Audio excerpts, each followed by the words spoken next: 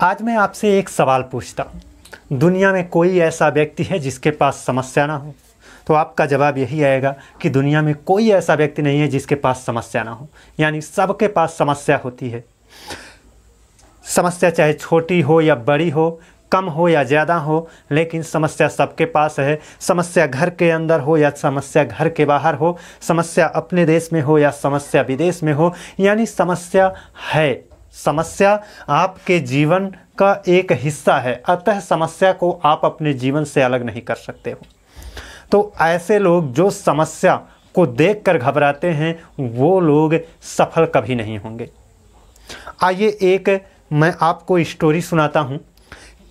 पहले तो ये जान लीजिए कि ये जो समस्या है, समस्या से निपटने के लिए इंसान के अंदर अपनी सहनशीलता को विकसित करना चाहिए।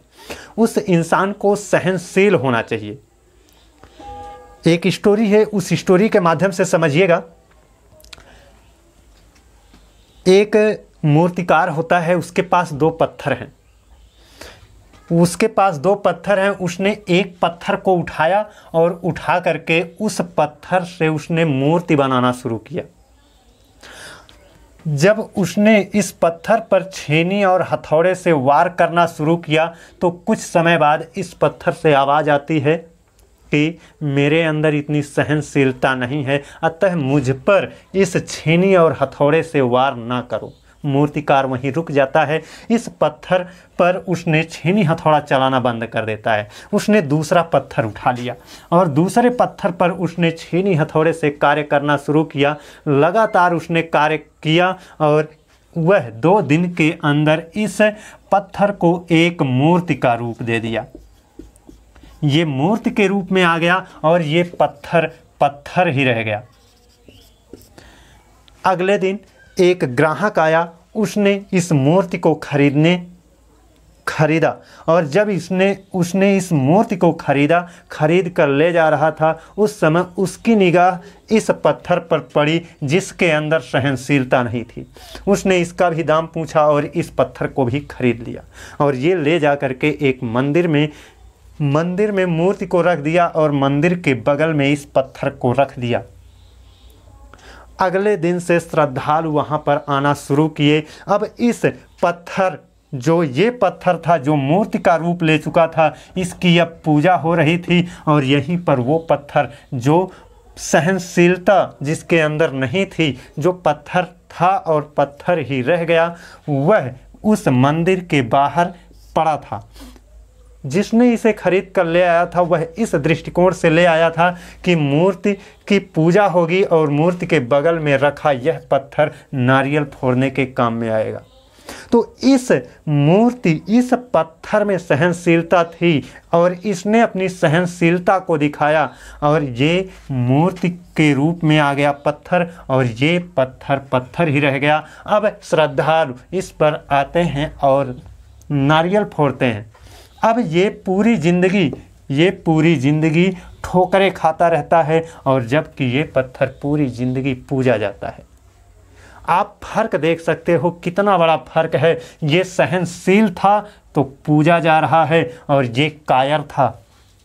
हम ये कह सकते हैं कि ये सहनशील नहीं था यानी कायर था, तो इसकी ये ठोकरें खाता रह गया। ठीक यही चीज़ इंसान के जीवन में भी लागू होती है।